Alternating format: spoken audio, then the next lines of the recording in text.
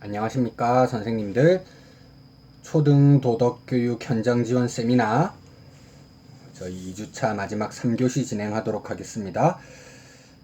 조슈아 그린의 이중 과정 이론에 대한 연구를 소개해 드리면서 그 첫 번째 과정으로 그린이 두 가지의 구분되는 도덕적 문제를 어떻게 살펴보는가, 그린은 뇌과학, 경험과학적 증거를 가지고 이걸 설명하려고 하는데, 그에 앞서서 철학적이고 규범적인 주장을 통해서도 두 가지 구분되는 도덕적 문제가 있다, 이렇게 주장하는 사람으로서 한스 요나스에 대해서 설명을 해드렸습니다.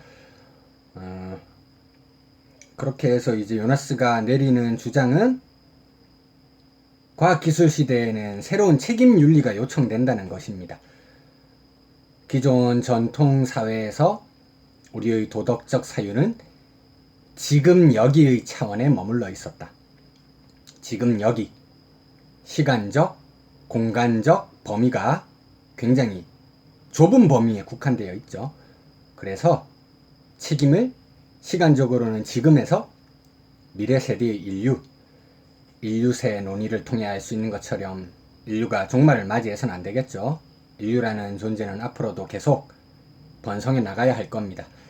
미래 세대의 인류에 대한 시간적으로 확장된 책임, 그리고 공간적으로는 여기를 넘어서는 과학기술 발달로 이제 지구화라고 하는 게 우리 눈앞에 펼쳐졌잖아요.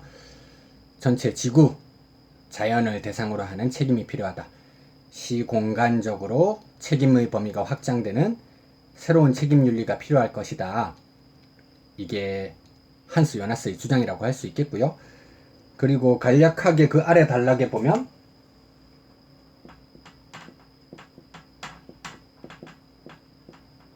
칼 오토 아펠이라고 하는 인물을 또 소개를 해드리고 있습니다. 이 부분 요나스와 거의 비슷한 맥락이기 때문에 간단하게 읽으면서 넘어가 보도록 하겠습니다. 과학기술의 진보는 그것에 수반되는 교통수단의 발전 및 정보통신기술의 발달로 말미암아 지구화라고 하는 새로운 현상을 도래하게 하는 원인으로도 작용하였다. 지구화가 가장 중요한 부분입니다. 소규모 집단 내지 민족 국가 수준의 생활을 영위했던 전통사회와는 달리 지구화라고 하는 도전은 우리에게 전 지구적 규모의 윤리 문제라는 새로운 과제를 안겨주고 있다. 칼 오토 아펠이 이런 주장을 전개하는 대표적인 인물입니다. 거시윤리, 매크로에틱스라고 하는 걸 주장하는 것인데요. 요나스가 말했던 시공간적으로 책임의 범위가 확대된 윤리, 이것의 다른 말이 거시윤리, 매크로에틱스라고 생각하시면 좋을 것 같습니다. 그에 따르면 오늘날 우리는 더 이상 준전제 정치 사회나 고전적 그리스 문명의 전통과 같은 폴리스 속에 살고 있지 않다. 오늘날 우리는 모든 인류를 하나의 배를 타고 함께 항해하는 선원과 같이 여겨야 하는 전 지구적 문명 속에서 살고 있다. 아펠은 이와 같은 관점에서 우리가 경험하는 도덕을 소집단 규모의 미시윤리,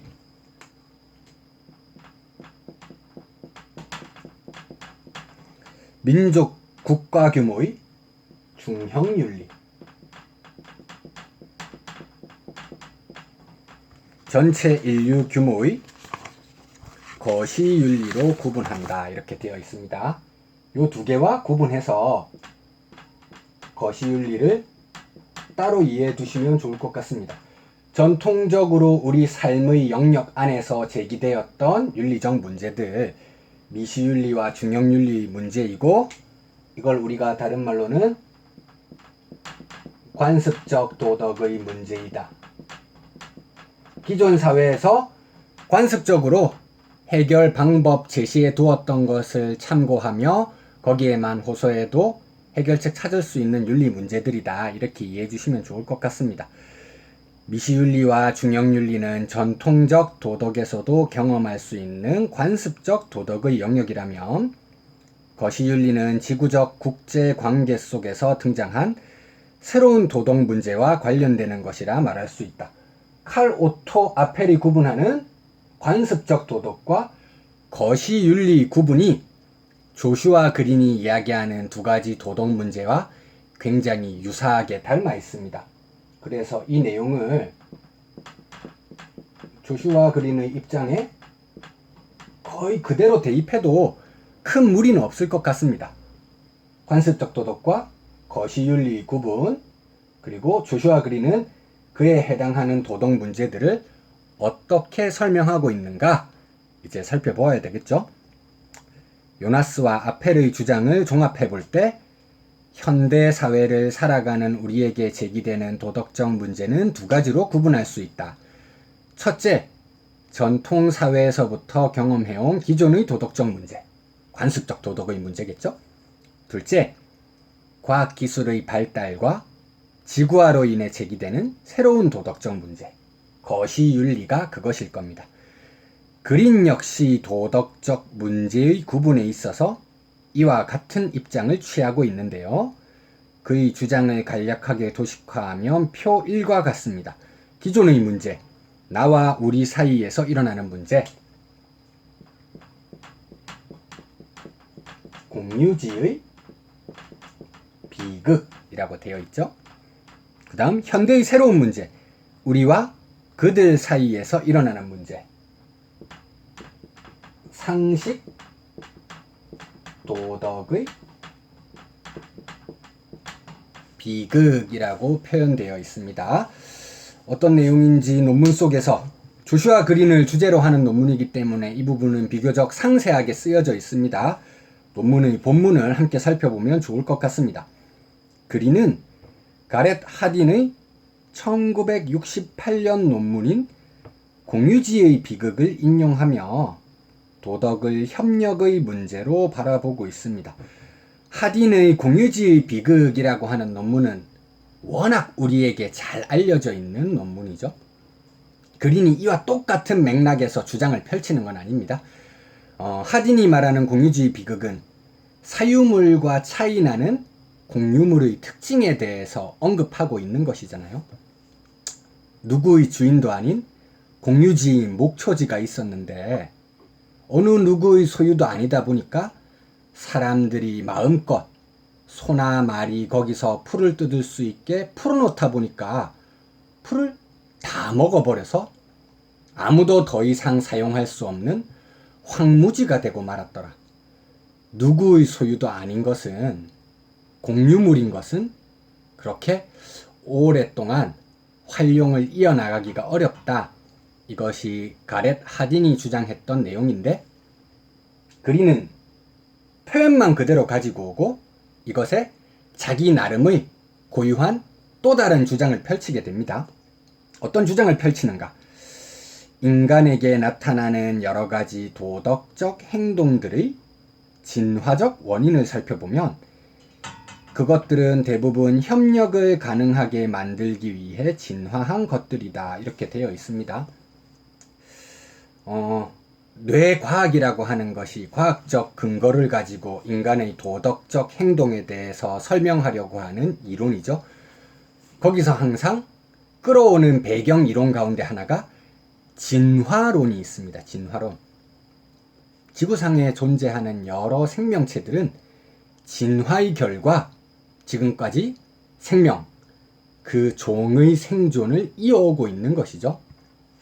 물론 이렇게 이야기하면 한스 요나스 입장에서는 너무 인간 중심, 인간 우위의 사고라고 말할 수 있겠지만 이런 여러 생명체 종 가운데 인간이 어떻게 가장 지배적인 위치를 점할 수 있었느냐, 이런 질문이 던져졌을 때 그것에 대한 대부분의 답변들 가운데 하나가 인간은 사회성, 친사회적이고 이타적인 성향을 가지도록 진화하였기 때문에 다른 종들과의 경쟁에서 우위를 점할 수 있었다. 이렇게 설명하는 과학적인 입장들이 굉장히 많거든요. 그것과 관련되는 겁니다. 친사회적이고 이타적인 행동 나타나기 위해서는 협력이라는 게 굉장히 중요하겠죠.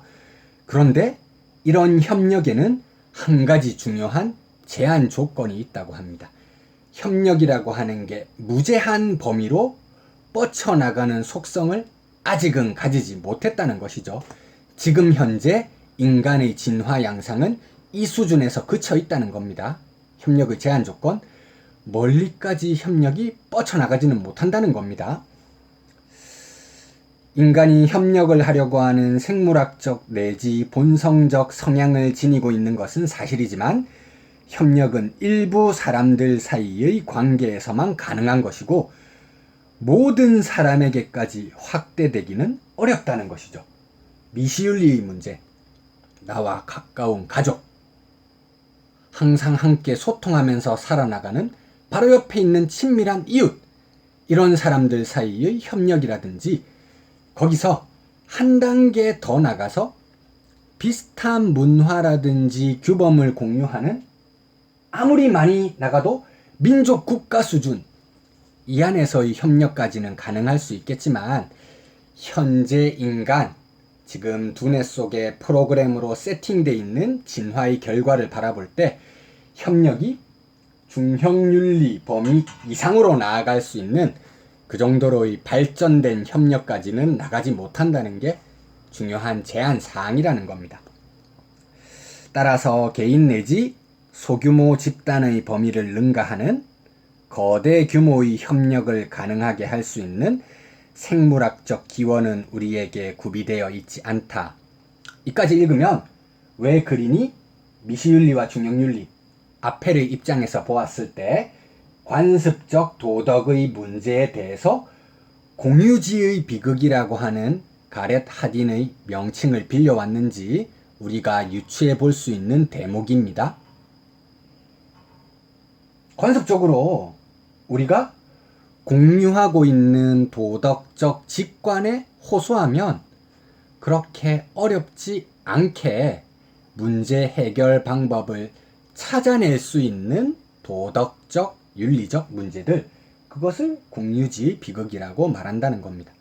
공유하고 있는 도덕적 상식이 같은 사람들, 야, 그건 당연히 잘못된 거잖아, 이렇게 말하는 순간 직관적으로 이해가 가능한 문제들이 있다는 것이죠. 하지만 그 범위는 협소하다는 겁니다. 현대사회는 과학기술의 발달로 이 범위를 뛰어넘는 새로운 도덕 문제, 윤리 문제들이 발생하고 있는데 그것을 상식 도덕의 비극이라고 부를 수 있는 겁니다. 한번 읽어보도록 할까요? 이런 사실을 설명하기 위해 그리는 공유지의 비극과 상식 도덕의 비극이라는 두 가지 종류의 도덕적 문제를 제시한다. 그 다음 단락은 공유지의 비극에 대해서 조금 더 자세히 서술하고 있는 부분입니다. 이미 설명을 했기 때문에 간략하게 읽어만 보고 넘어가도록 하겠습니다. 그린의 주장에 따르면 전통사회에서 인류가 친숙하게 경험해온 기존의 도덕 문제는 나와 우리 사이에서 일어나는 갈등의 해결에 관련되어 있다. 나와 가까운 사람들, 미시윤리의 문제, 우리와 가까운 사람들, 중형윤리의 문제이겠죠? 그리고 이런 도덕 문제들을 공유지의 비극이라고 부를 수 있다. 다시 말해 기존의 도덕 문제들은 지금 여기 수준의 가까운 시간과 공간의 범위 내에 머물러 있는 것이다. 요나스가 이야기했던 기존 윤리의 책임 범위, 지금 여기, now and here 속에 국한되어 있다는 것입니다. 그런데 과학기술의 과도한 발전과 지구화라는 새로운 양상은 우리에게 새로운 도덕적 문제를 제기하고 있다. 여기서 그린도 또 제시하는 거죠. 새로운 도덕적 문제가 발생하는 대표적 원인이 과학기술의 과도한 발전입니다. 이게 직접적인 원인이 될 수 있겠고요. 거기서 수반되는 간접적 원인, 지구화라고 하는 우리 눈앞에 펼쳐지는 현상, 중요한 겁니다. 과학기술의 발달은 교통통신기술의 발달을 가져오게 되고 그와 함께 지구화라고 하는 현상을 우리 눈앞에 펼쳐주게 됩니다. 그래서 새로운 문제가 발생한다는 것이죠. 그린에 따르면 이것은 상식도덕의 비극이라고 부를 수 있는 것이다. 상식도덕의 비극, 어떤 것인지 한번 살펴보도록 할까요? 새 목초지에 정착한 부족들은 모두 나름대로 도덕적 생활을 영위했지만 격렬하고 때로는 피비린내 나는 갈등을 겪어야 했다.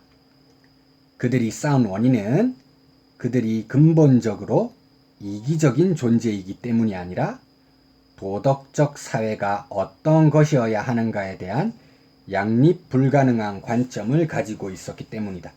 여기서 중요한 건 서로 다른 국가라든지 민족이 지구화라고 하는 현대사회의 양상 때문에 빈번하게 접촉하고 있는데 갈등이 일어나는 게 어느 한 사회가 무조건적으로 잘못된 그것 때문이 아니라는 것이죠.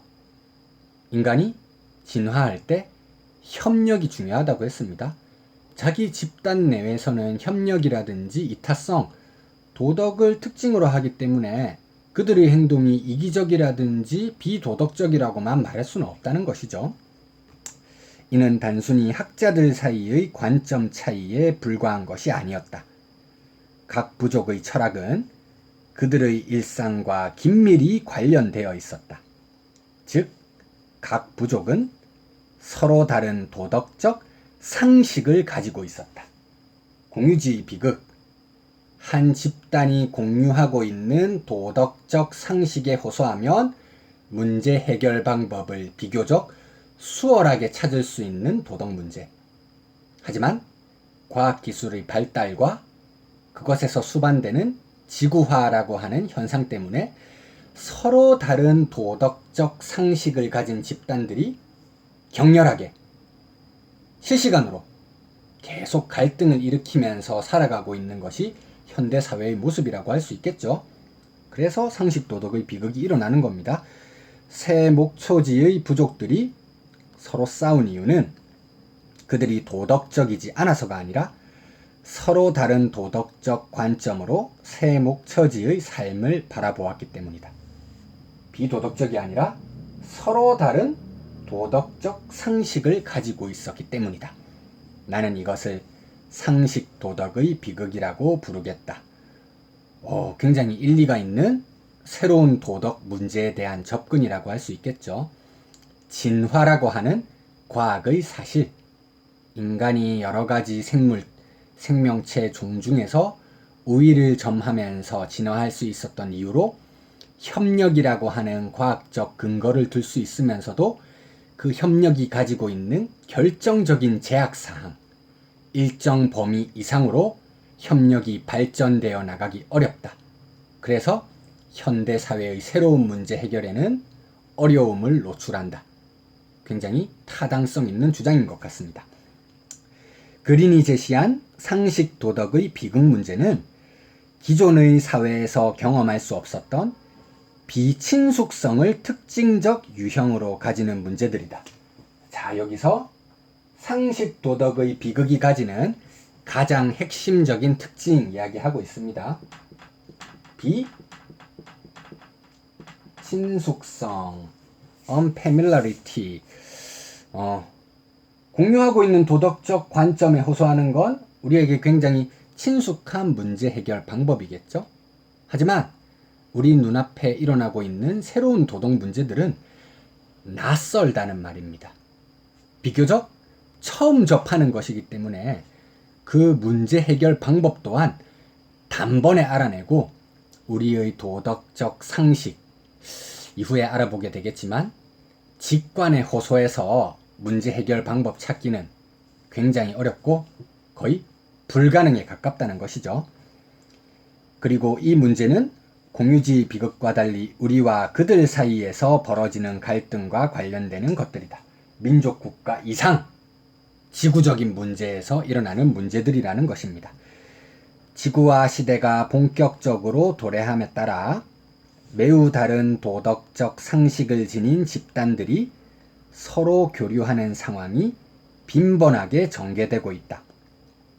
그로 인해 우리와 그들의 서로 다른 도덕적 상식이 격렬한 형태로 부딪히는 새로운 상황이 눈앞에 펼쳐지고 있다. 상식 도덕의 비극이 펼쳐지고 있다. 이 말을 길게 표현한 것이죠. 최근의 문화적 발달, 즉 현대 과학기술의 진보와 다양한 문화의 교류에서 비롯되는 도덕 문제로 전 세계적 테러리즘을 언급하는 그린의 주장이 상식 도덕의 비극 문제를 보여주는 대표적 사례라 할 수 있을 것이다. 상식 도덕의 비극 특징이 비친숙성이라고 했습니다. 서로 다른 집단, 문화 차이로 인해서 격렬한 갈등을 겪기도 하는데요. 그 문화 차이에서 가장 중심적인 역할을 하는 것이 역시나 종교이죠. 최근 국제적인 이슈 보면 이제 아프가니스탄 난민 이것에 대한 이야기가 굉장히 많이 나오기도 하죠. 문화적인 믿음 그 속에서는 그게 올바른 거라고 생각할 수 있을 수도 있을 것 같습니다. 하지만 그 믿음을 수호한다는 어떻게 보면 미명하에 같이 그 생활 반경을 하는 사람들에게도 무자비한 테러리즘이 일어나기도 하고요. 문화라든지 종교가 다르다는 이유 하나로 굉장히 잔인한 테러가 일어나고 있는 것, 상식도덕의 비극, 비친숙성을 대표로 하는 가장 최근에 눈앞에서 볼 수 있는 극명한 사례라고 할 수 있을 것 같습니다. 전지구적 테러리즘과 함께 전지구적 빈곤 문제, 지금 아프가니스탄 관련해서 난민들 우리들이 굉장히 윤리적 이슈로서 많이 이야기하고 있는 부분이잖아요. 테러리즘과 함께 전지구적 빈곤도 상식 도덕의 비극 문제로 포함시키는 게 그린의 입장이고요. 그리고 테러리즘 빈곤과 함께 지구적으로 그 이전에는 크게 문제가 되지 않았었는데 우리가 모든 지구 사람들의 힘을 합쳐야지 해결책을 찾아낼 수 있을 만한 그런 어려운 문제가 또 하나 있습니다. 아까 제가 인류세에 대해서 말씀드렸었죠. 인류세라고 하는 건 여러 가지 과학기술 발전 때문에 플라스틱 이야기도 했는데요. 온실가스 많이 발생하다 보니까 지구온난화 때문에 많은 기후변화가 일어나고 있습니다. 이 기후변화 또한 지구적으로 모든 사람들이 해결 방법을 찾기 위해서 노력해야 되는 그런 새로운 윤리 문제라고 말할 수 있을 것 같습니다. 그리고 이제 지금 이야기했던 세 가지 정도가 지구화와 직접적으로 연결되는 문제라면 과학기술의 과도한 발전이 제기하는 새로운 윤리적 문제, 그린이 언급하는 게 하나 정도 더 있을 수 있습니다. 지금 세 가지를 이야기했는데요. 전지구적인 테러리즘, 전지구적인 빈곤, 그리고 지구온난화와 같은 기후변화의 문제, 이게 지구화와 관련되고 그리고 과학기술과도 연관점을 가진다며 과학기술과 직접적으로 연관되는 현대사회의 새로운 문제, 2교시의 선생님들 강의 들으실 때 한스 요나스가 과학기술이 발달해 나가는 5가지 과정, 단계 중에서 가장 마지막 단계로 이야기했던 것 무엇이었는지 기억이 나시나요? 그렇습니다. 생명공학의 단계, 그것과 관련해서 바이오 에틱스, 생명윤리라고 하는 것도 기존 윤리에서 사실 이야기할 필요성 자체가 없었던 것이죠. 인간의 능력을 능가하는 새로운 생명체, 이것에 대한 논의는 그런 과학기술, 가능성이 생긴 이후에야 논의하는 것도 시작될 수 있는 부분이잖아요. 그래서 바이오 에틱스, 생명윤리 문제 또한 상식 도덕의 비극에 포함시키는 것이 그린의 입장입니다. 이제 다음 주에는 좀 자세히 175페이지부터 나오는 2가지의 도덕적 사고, 저희가 뇌과학과 관련하기 때문에 실제 도덕 심리학 이게 핵심적인 메인 분야라고 할 수 있죠. 그렇다면 우리가 경험하는 2가지 문제가 공유주의 비극과 상식 도덕의 비극이라고 하는 2가지로 나누어진다면 각각 그에 대응할 수 있는 도덕적 사고에는 어떤 것들이 있을까? 공유하는 도덕적 상식에 호소하면 단번에 찾을 수 있다. 직관적인 사고방식이 떠오르는 부분이죠. 상식 도덕의 비극, 친숙하지 않은 새로운 문제라고 했습니다. 문제 해결 방법을 찾기 위해 여러 사람들이 머리를 맞대고 숙고된 토론과 협의를 해나가야 될 겁니다. 이것은 이성의 역할이 필요한 부분이라고 할 수 있겠죠. 그래서 공유주의 비극과 연결되는 직관, 상식 도덕의 비극과 연결되는 이성, 직광과 이성이라는 서로 구분되는 두 가지 정보 처리 과정을 통해서 우리의 도덕적 두뇌가 움직이고 있구나. 이중 과정 이론 간략하긴 이렇게 되는 것이고요. 이제 다음 주에는 두 가지 도덕적 사고에 대해서 보다 자세히 살펴보도록 하겠습니다. 첫 번째 본격적으로 이론 강의는 한 첫 번째 주죠. 그래서 제가 하는 방식에 대해서 선생님들 좀 익숙하지 않을 수도 있을 것 같습니다. 비친숙한 상태라고 할 수 있는데 한 주 접해보셨기 때문에 이제 다음 주에는 논문 내용 살펴보는 것에 있어서 그렇게 어렵지 않을 것 같고요. 계속 이어서 이제 주교재 내용 살펴보시고 선생님들 세미나에서 발표하시게 될 각 부의 내용에 대해서도 준비를 차근차근 해 나가시길 바랍니다. 오늘 강의 끝까지 들으시느라 고생이 많으셨고요. 다음 주에 또 만나 뵙도록 하겠습니다. 감사합니다.